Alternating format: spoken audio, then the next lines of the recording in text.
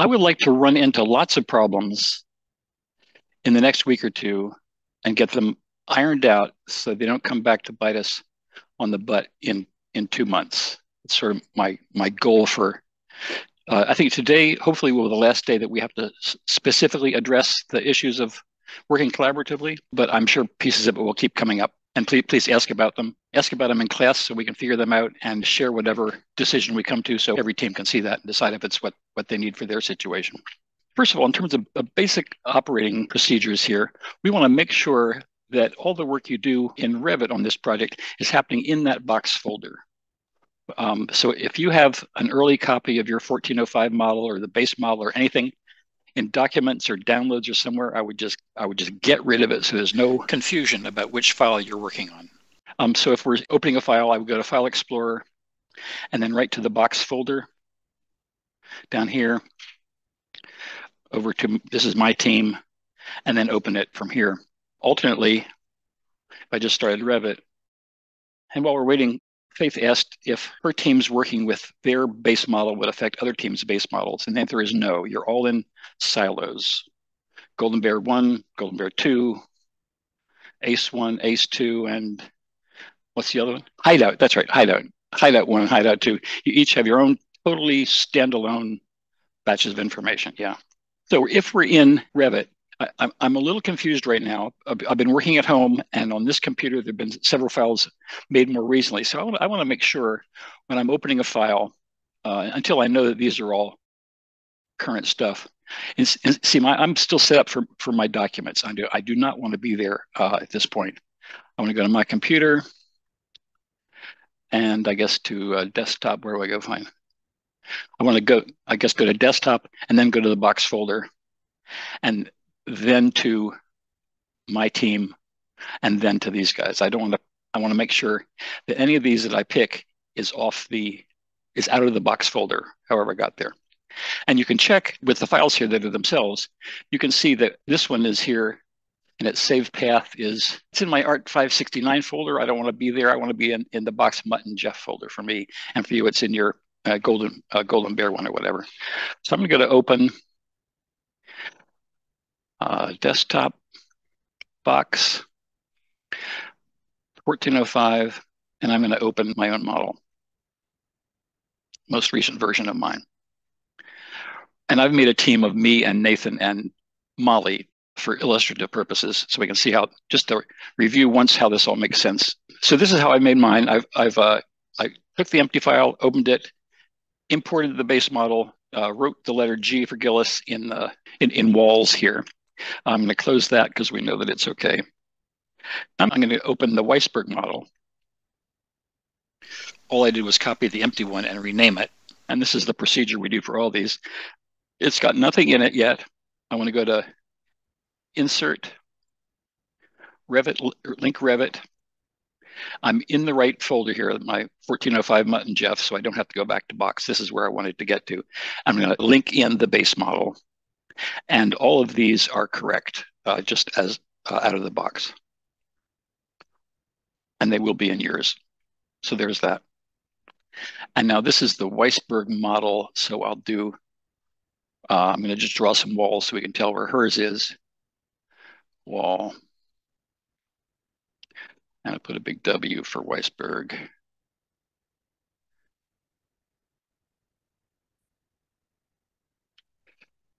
And then file save. And then close that. Now I'll go get the Smith model, which isn't even on this computer yet because I made it at home. I'm going to open 1405 Smith model. And notice in each case, I'm opening the one that doesn't have the numbers after it. These are the earliest backup file to the most recent backup file from low to high numbers. But I'm picking this one, which is the current one. And there's Smith, and it's got the an S in it for walls. Okay, just checking. So now when I go to my own, and I can see as I come to it here, the path is C users build box 1405 Mutt and Jeff team 1. That's where I want to be. I want to be very sure. And after a day or two, anything previous is going to sort of drop off the edge, and I'll just be working with my current files in that shared box drive. So I'll pick mine, which just has the G. And then I'm going to link, just the way that I linked the base model in, I'm going to link in Molly and Nathan's files that have just some walls with their initials in them. So again, that's insert, link rabbit. And the reason I'm doing this is I don't think I've ever done it straight through correctly once without great questions and interruptions. And here at least we'll have it. Like, here's the deal. So I want to link in the Smith model, again, the one that doesn't have any numbers on it. Now, this comes up and it says the following nested links will not appear because their reference type is set to overlay. And basically what that means is the Smith model has the base model loaded into it. And I'm loading the Smith model into mine. But it's saying we're leaving behind that base model. There's already one here. And at this point, we can just say, don't show me this message again, because we know it's going to happen every time we open a file or link a file, but we just don't need to see that again. So here's the Gillis original model with the things I can edit. Things I can edit, the base model, Nathan's own file, and then I'll import Molly's, link Revit, Button Jeff, Weisberg, okay. And then she's there. So now I have them all. I'll do Control S to save this as my Gillis model. These are all done on the first floor for illustrative purposes. But if Nathan had been doing his on the third floor, that would show up on my third floor plan. If Molly had been doing hers on the roof, it would show up on the roof plan. We now have a bit of preparation to do before we are ready to start modeling new stuff. We mentioned this yesterday. When the empty file that you named and then turned into your file was created, it only had an existing phase. There was no new construction phase. So if you don't have it already, in each of these drawings, all three of them, we should be able to go into Manage, Phases. I'm going to create a new construction phase in this drawing so that we will be able to separate what was there before from what's new. If we want to just half-tone what's there and show what's new bold or anything like that, being able to filter them. So I'm going to insert a new phase after this one, and I'm going to call it New Construction. There. And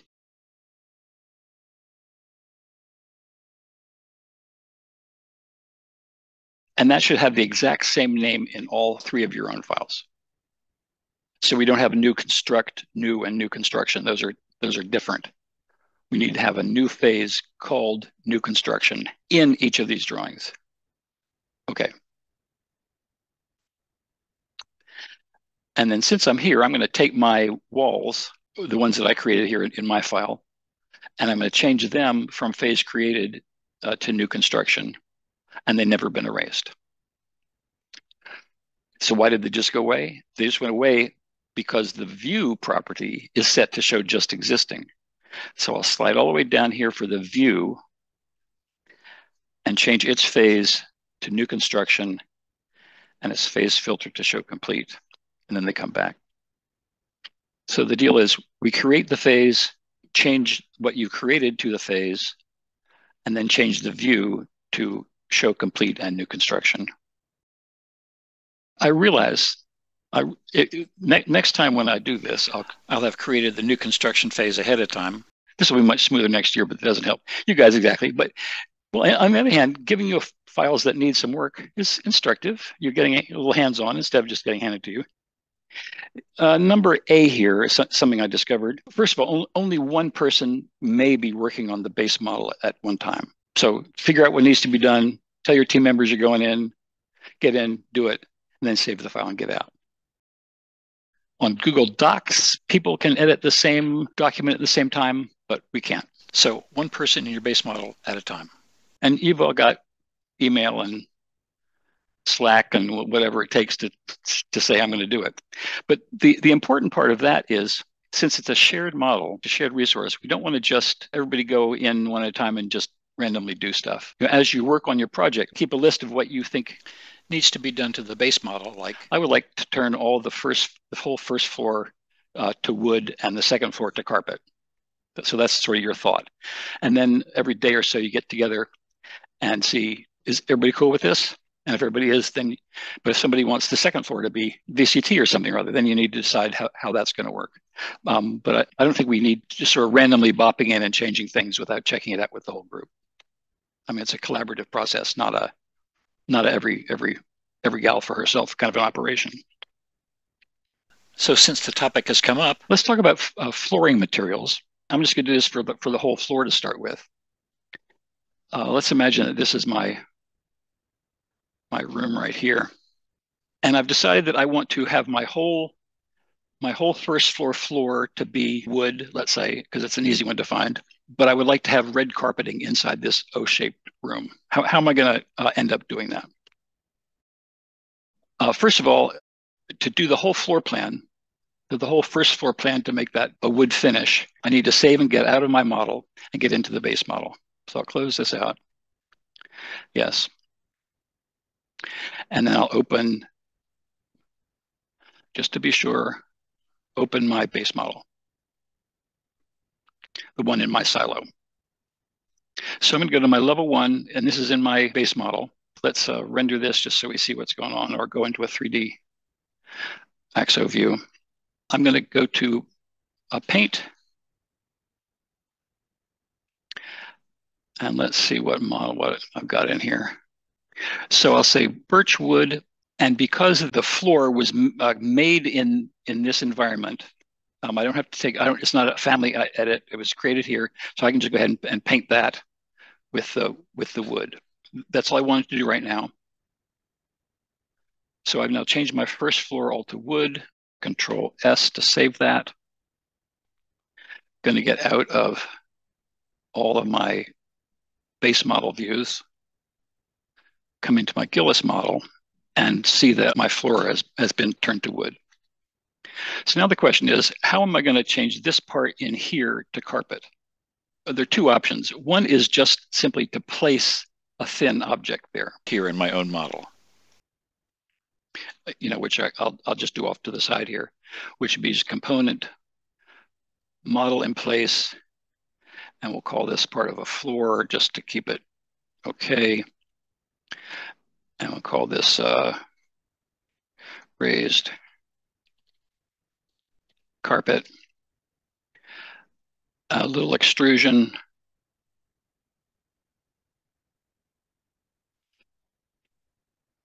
We'll make it 1/2 inch high.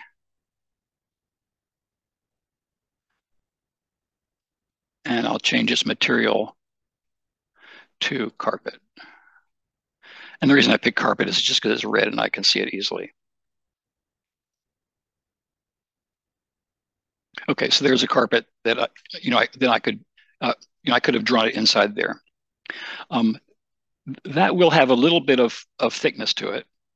The other way would have been, I'm going to go back and edit my base model to do a split face along the center line of these walls so I can keep the wood out here and then paint with the carpet inside it. I have to get out of this model first, go back to the base model, go back to my first floor plan view, and now I'm going to link my model back into here so I can see the outline of where to split the face. So let's see how that works. So this is it's like the two models are mutually referencing each other, the base model and mine. So I will insert link Revit, and then I'm going to bring in my own model. See, my model really only contains those walls and that little piece of carpet. And that's all that I've drawn in my model. The rest is just linked in. So I'm going to temporarily just bring in my model into the base model out here. Change this up to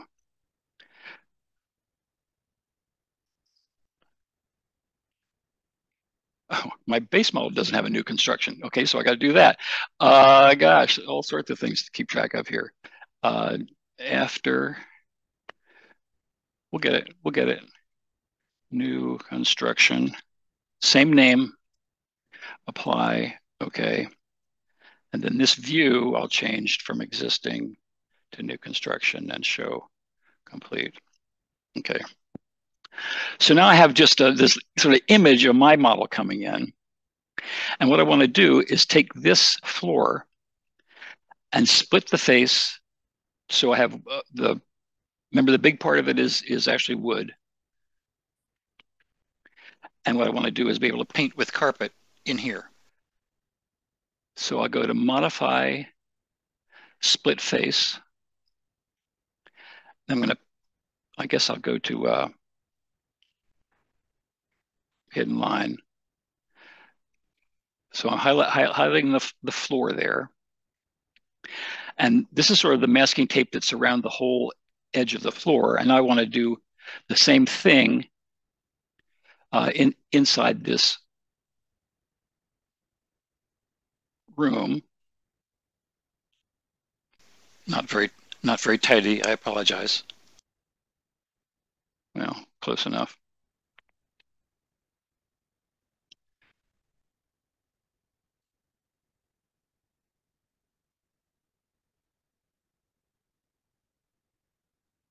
Not too neat, but so then that's going to be my new masking taped area. And then I can use Paint PT to go for carpet and paint in there. Now at this point, all my other team members are inheriting this paint job, this floor painting job. To catch all your views up to show new construction, the cleanest way to do that is to open up all these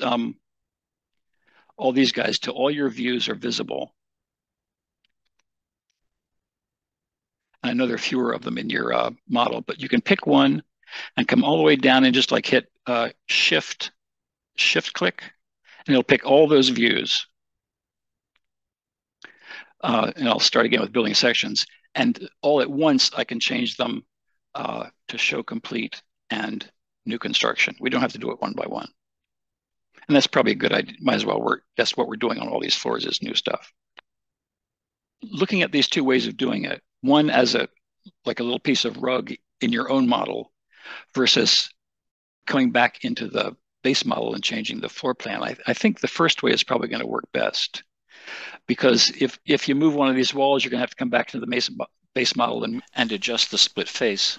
If you do it in your own model, where the walls are and where the rug is doesn't involve the base model. So I present them both, but I think for my purposes, I'm not going to save this painted area.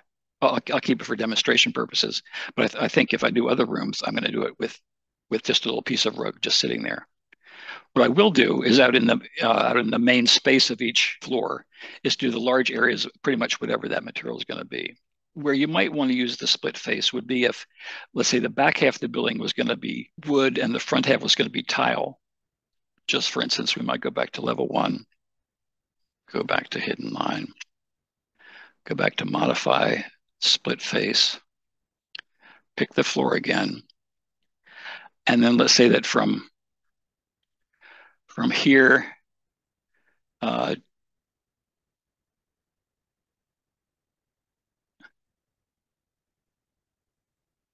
from there to there was going to be the dividing line between the wood and the tile. Then I can go to paint.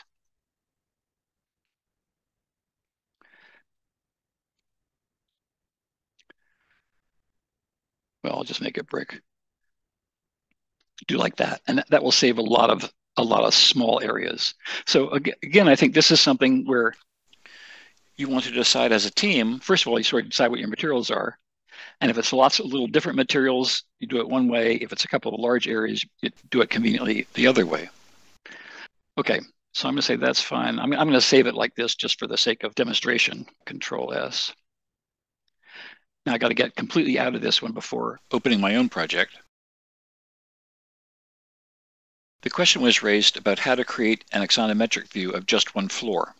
If I go back to my model, which is the only one I really want to be responsible for, let's say I'm doing my work on the first floor again. If I go to a 3D view, just to see what I'm looking at.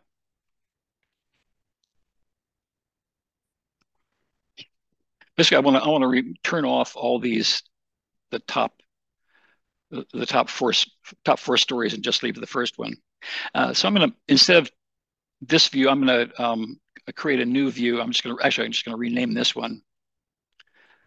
I'll duplicate it, and I'll call it Level 1 Axo. And these will not be view names that your team members can refer to. They'll each have to make their own to do this. Level 1 Axo. And what I want to do here is use a section box to make invisible the top floors of the building. So in this Level 1 Axo view, I'll turn on this tool called Section Box,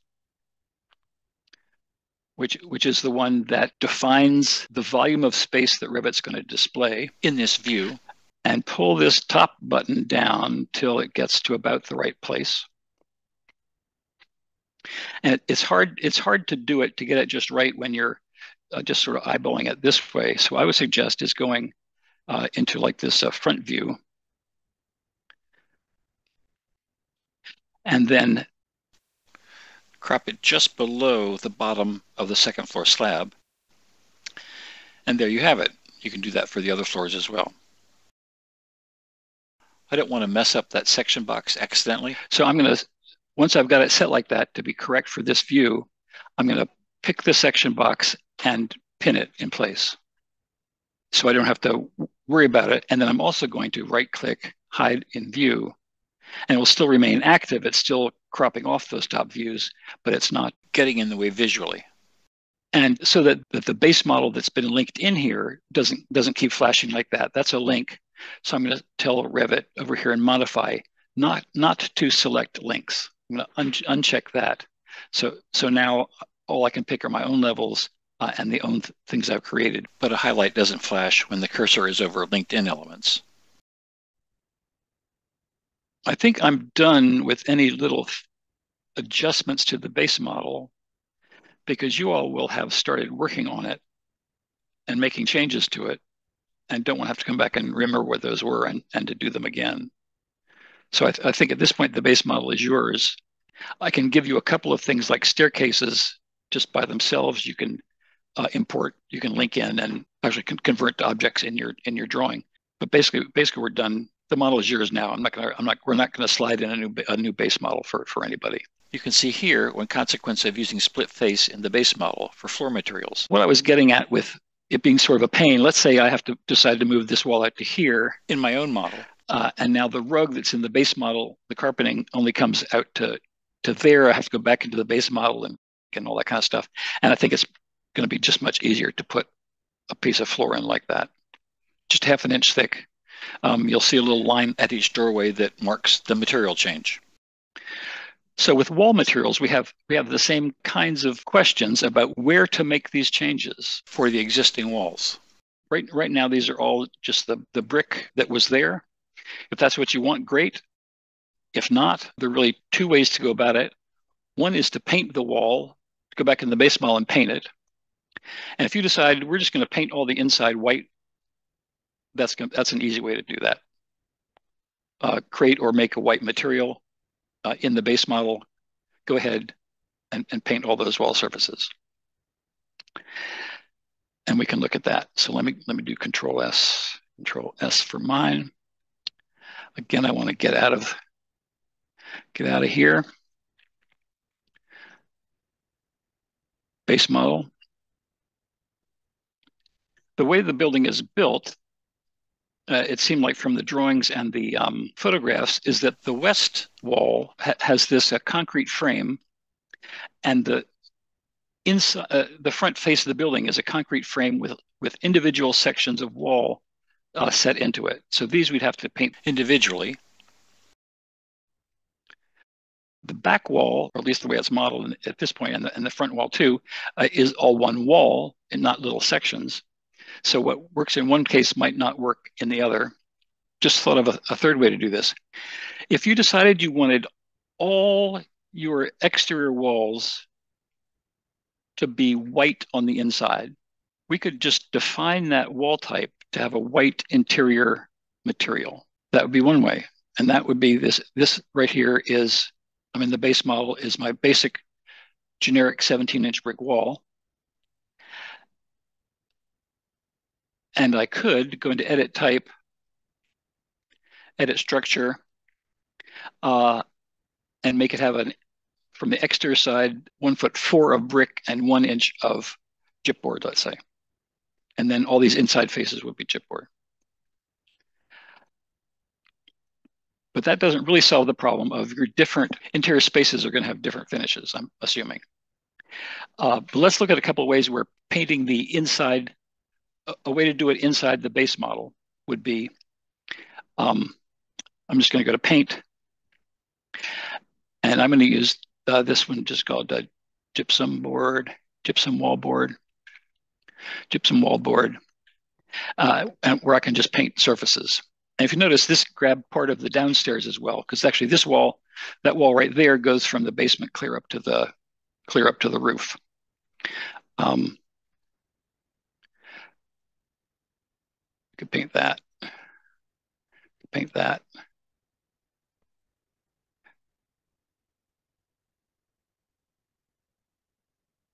Paint that. Over on the front of the building, the west side, these are each separate little walls here and here and here. So when we're painting that, we're actually just painting one floor's worth and between columns. So that's one way to do it in the base model. If you all agree on and you will all have to agree on what's going to happen. I'll leave that like that just for demonstration purposes. And the nice thing about that is it already cuts the holes and things for the window. If you want to do it individually within your model, I'll say the Gillis model here, and I wanted this wall right here to be stone, and I wanted, let's say, a stone finish, and I wanted to have the windows still there. I'd get into I create a building, I'll create a section view and a floor plan view. Let's get to my level 1. This wall right here, I'd go to view section, put one through here that's going to see that. So this is a wall right here. There are two ways to do this. One is to draw a thing of wall in elevation, and another one's to draw it in plan. It's a little clearer to see it in elevation, where I'm just going to draw a flat piece of stuff on this wall and cut a hole in it for the windows. And that would be architecture component model in place. And we'll call this a wall. Okay. Extrusion. And I'm going to pick the plane is this near plane of this wall. I have to get near the edge of it and use tab until it identifies where we can go to here. There, that plane right there. And it's going to be a rectangle to define the outer boundary of the thing we're going to paint. And then a rectangle inside it to say that's going to be a hole right there. And the material will be gypsum wallboard or stone or something different from what we've got before. Paint sienna. Okay. So there's that. There's that.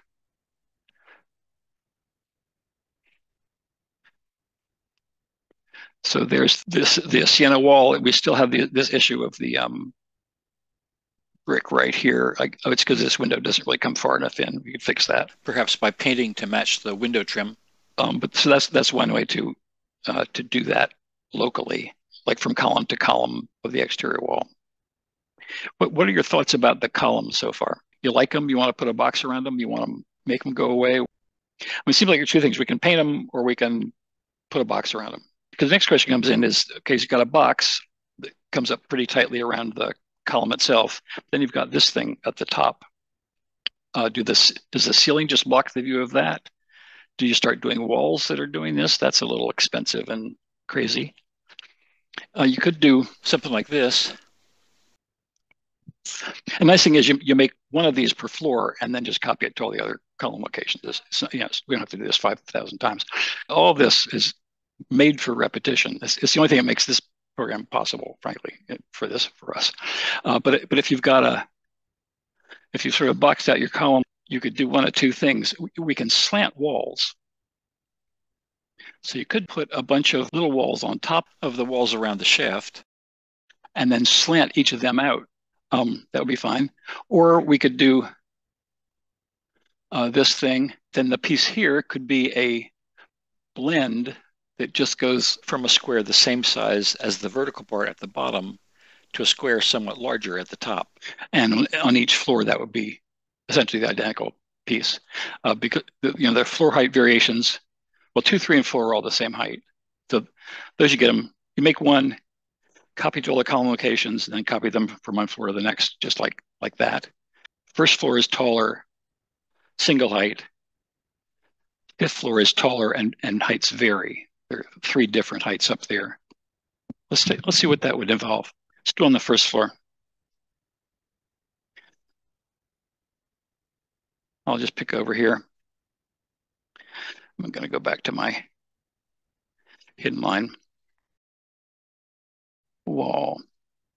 And I'm using this basic wall interior 4 7/8 partition, which should be in your model. It's just a standard 2x4 wall of metal framing.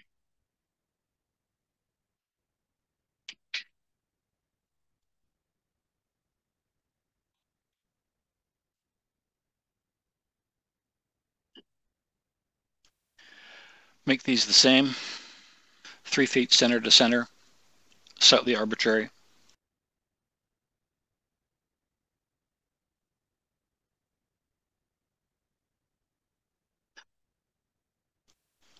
So this is sort of an arbitrary size. And then I'm going to drag this little section mark down just to see how high that is.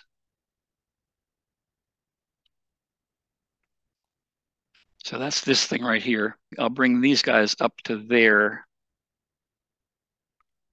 which I can do by hovering over one of them, hitting tab to select them all, and then dragging them up to there. I guess not. I'll go to the wireframe visual style to see the others.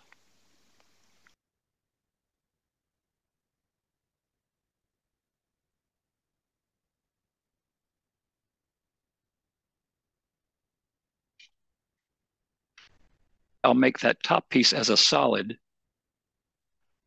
just to see how that works.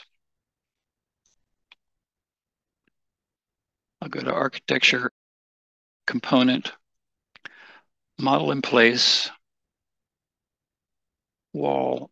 Okay, we'll call this top of column. And I'm going to make that be a blend from this big, and I'll offset that like a foot. Let's just see what happens. At the top, offset.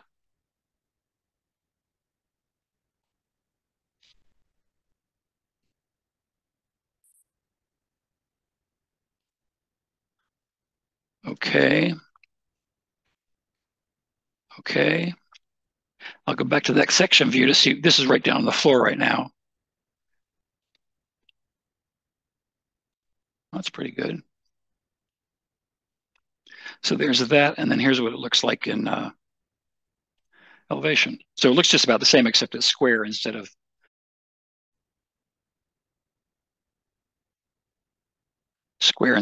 round. And right now, these are made out of chipboard, so I'll pick this guy, edit in place, pick it, say that it's chipboard 2.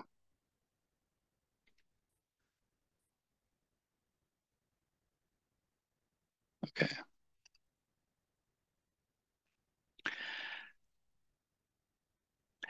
And now I'm going to group these 2 so that they can move together. These 5, actually. Select this, control pick that, and then group them and call it first floor column box.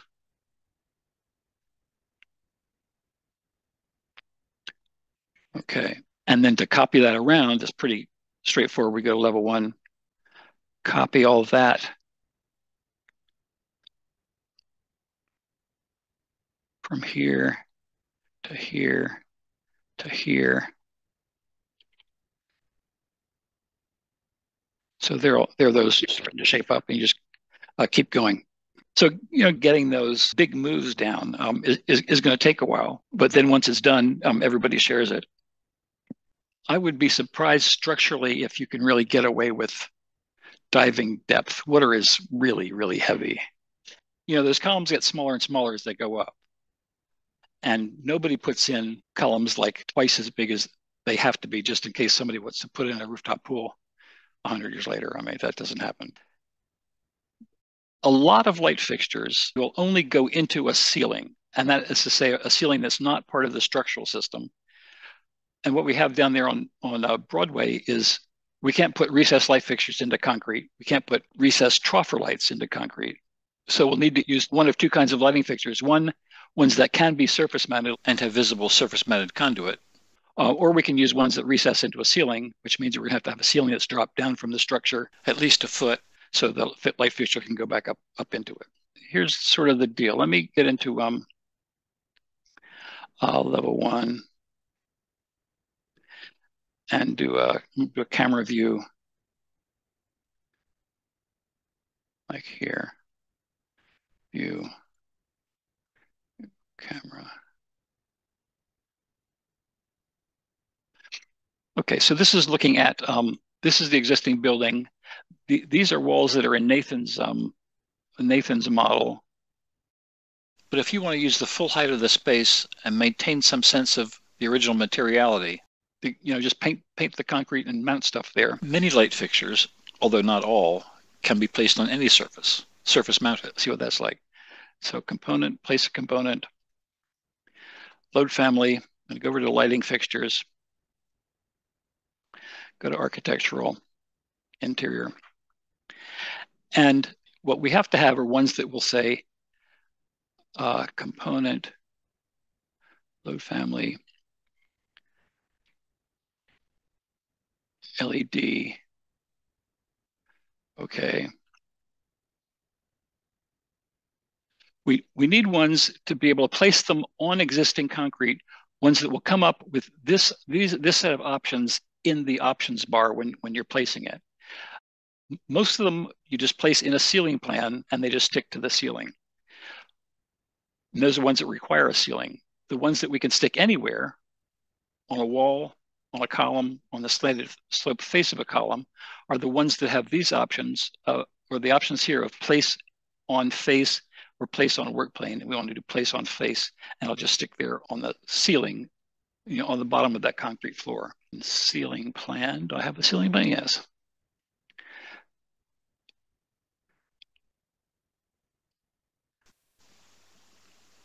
Thought I changed all those to new construction.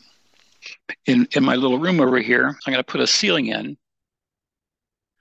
Architecture, ceiling, automatic ceiling, sketch ceiling.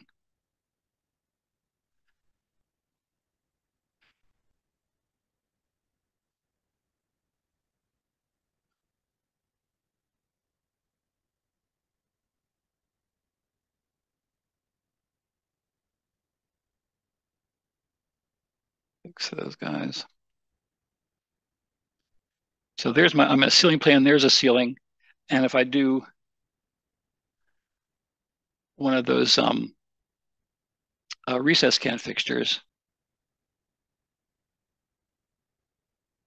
here we are.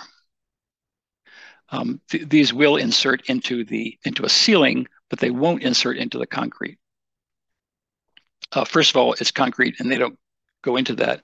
And second of all, it's a floor and they don't recess into floors. And third of all, what looks like a ceiling over here is actually the bottom of the slab in a link file. And this light fixture has just no way to deal with that at all. So if you're putting ceilings in, you can pretty much attach any light fixture to them, either the ones that recess or the ones that will just stick on the surface. If you're just working in the wanting to attach to the concrete, you have to use one of the ones that can attach to a surface, attach to a face. And unfortunately, in architecture component, place component, load family, there's no indication of which one of these will work in which circumstance. Generally, anything with LED in the name can be placed on any surface, like this pendant fixture. That sticks fine to the ceiling, up to the bottom of the floor. It's just a face, six to a wall, six to one of these guys. And any fixture with recessed or troffer in the name will require an actual ceiling to be recessed into. With others, alas, you can't tell by the name. You just got to try it out and see if it works where you want to put it. I think I want to wait till next class when I've practiced a little more to talk about custom materials, because what I want to avoid very much is having a material with the same name, but two different definitions in two of your team's files that I think would render differently in each.